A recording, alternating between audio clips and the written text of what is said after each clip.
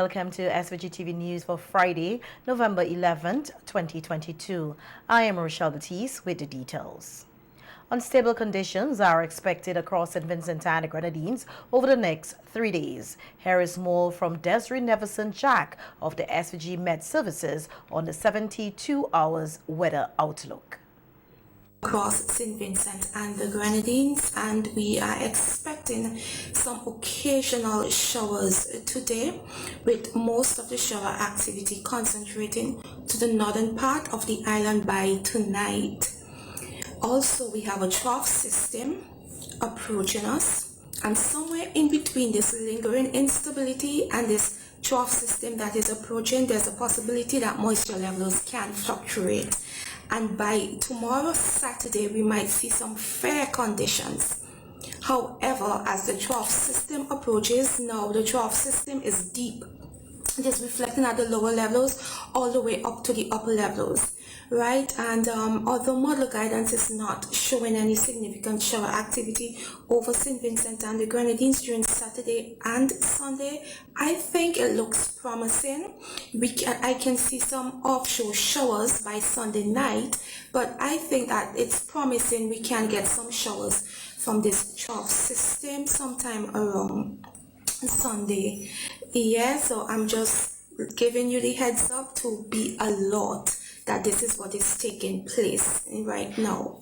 Winds are forecast to blow generally from the east-northeast at 20 to 30 kilometers per hour. Seas are forecast to be slight to moderate in open waters, with swells peaking at 1.0 meters on the western coast and 2.0 meters on the eastern coast, and there should be no significant haze intrusion within this forecast period. The Salvation Army today, Friday, November 11, 2022, ushered in the festive season with the launch of its annual Christmas Kettle appeal in capital Kingston under the theme Giving Hope Today. This year, the organization hopes to raise 150,000 EC dollars through a drive which will go towards assisting some of the less fortunate in the society.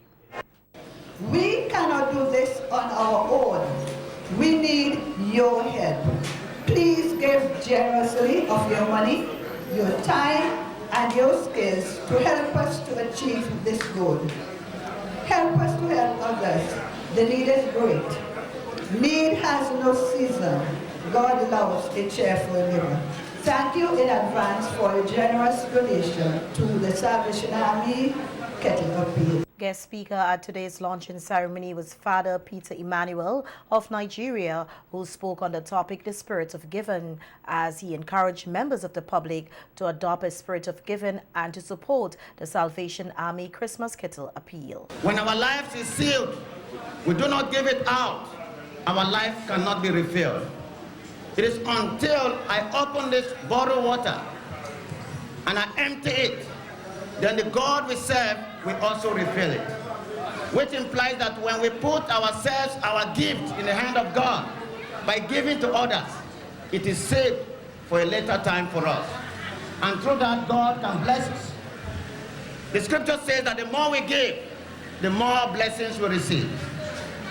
This comes as a result of faith. If we trust that we believe in God, the God who created us, loves us, He has done so much for us. All we need to do is to serve God by serving others. It is to serve God by giving to others. There is no better way to do that than to put your money, your resources, your time in the hand of people who are out to serve multitude of people. Father Emmanuel told the gathering that the call to give is a loving encouragement for everyone to emulate Christ more concretely in their lives. With us, even in difficult times, when you give the little you have, you are saving your life in the hand of God. In appreciation to what God has done for you, you are saying, God, thank you. For the so much you have done for me, I'm giving you this. You are saving your life for the future. Every positive choice is an act of generosity, which becomes a gift from us to someone else. At the same time, it is a reflection of God's love extended to us, and a thank you from us to Him. Above all, when a person is dedicated to God, when a person lives for God every day, there must be something to appreciate God for. And there is no better way to appreciate God than to give. It makes giving much easier when we dedicate ourselves to God. In that sense, there is a connection between dedication to God and the spirit of giving. A person who is dedicated to God gives freely. He gives without being compared. From today onwards, red pots and boxes will be placed at strategic locations in and around Kingstown, being manned by members of the Salvation Army, other organizations, and volunteers. In some police news now, we heard that the RSVG police force has made another major bust, this time in Paul's Avenue, and one man has been taken into custody. The police say a joint operation coordinated by the Special Services Unit, the SSU, the Rapid Response Unit, the RRU, and the Special Patrol Unit, the SP, and the Criminal Investigations Department, CID, of the RSVG police force in the community of Paul's Avenue has led to the seizure of several illegal items, including narcotics, a 9mm pistol, $2,047.50 in cash, among other items. The police say the operation, which was carried out on Thursday, November 10th, targeted the trafficking of illicit drugs, firearms, ammunition, and other forms of illegal activity. It was noted that during the operation, authorities recovered just over 3,000 grams of cannabis, one Beretta 9mm pistol, one magazine containing 2 blank rounds, and several items suspected of being stolen or unlawfully obtained. Cameron Providence, a 62-year-old shopkeeper of Paul's Avenue, was subsequently arrested and charged, and he is expected to appear at a serious offences court in connection with the seizure. This is a second major bust reported by the police in days. In a news release issued on Thursday, the police say on Sunday, November 6, 2022, officers from the Rapid Response Unit conducted operations in several communities to maintain law and order and suppress illegal activities, among other things. They say as a result of the operations, a number of items, including guns, ammunition, cocaine, marijuana, face masks, and fake vehicle number plates, were discovered in unoccupied houses in French's and Rose Place. Crown Counsel in the Office of the Director of Public Prosecutions, Roseanne Richardson, said court proceedings on sexual offences is a very long process, especially for victims and witnesses. Richardson was discussing the issue at a recently held workshop at the Calicut Town Hall, hosted by the Sexual Offences Unit of the RSVG Police Force as part of activities to commemorate the unit's 4th anniversary of operation under the theme Combating Sexual Violence by Strengthening Family Dynamics. If you are a witness, be it a survivor of a sexual assault or any other witness, you may have to tell a lot of persons what you saw or what you heard. And this can be very troubling for some because some of your experiences are traumatic ones. And we have to ask you, okay, so tell us again, what has happened? How did this happen? And this can have a toll on you. But it is a process that we are trying to fix, hopefully soon, when we cut out the lower court proceedings.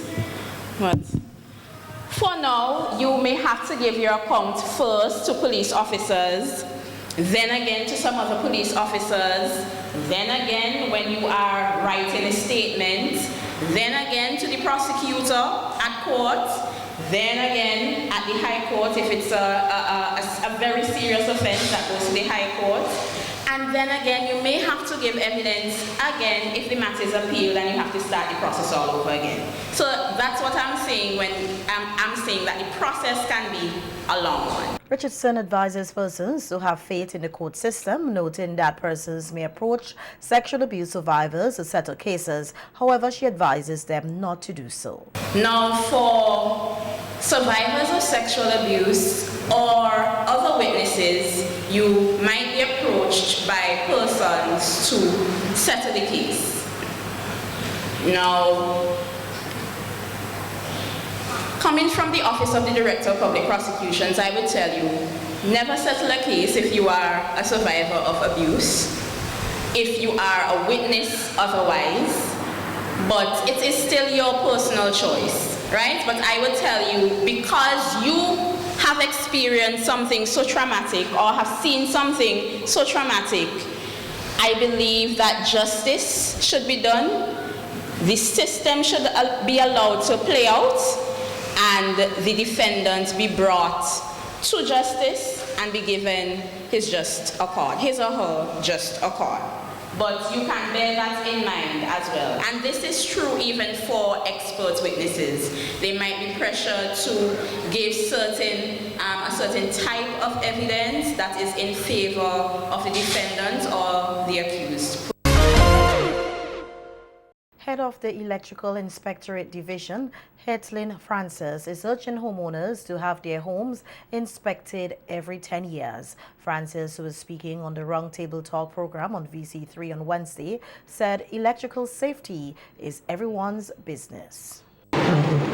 What I will also pertaining to the house fire that are electrically, I am asking persons that your certificate, when we do your inspection for domestic, which is residential, your certificate is valid for 10 years. After 10 years, I'm advising that you come in and have your property re-inspected. For commercial, it's 5 years, and industrial is 3 years. After those years have expired, you no longer have a valid electrical certificate. So we are asking that you come in and have your property re-inspected. Remember, electrical safety is everybody's business. Customer Service Manager at Vinlex, Stanley Harris, is also urging homeowners to pay more attention to their household electronic appliances. He said that once persons follow the various safety precautions, there will be less electrical fires in the homes. Essentially, I would suggest in a basic way a three-point plan. One, identify in your household conditions which you may not be cognizant of, but use your senses to establish if you have anomalies.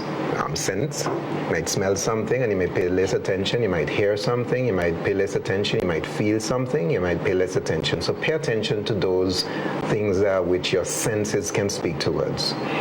Secondly, I will strongly recommend electrically be mindful. If you know you have been on this property for a period of time, I strongly recommend, advise that you go in and have your property re-inspected.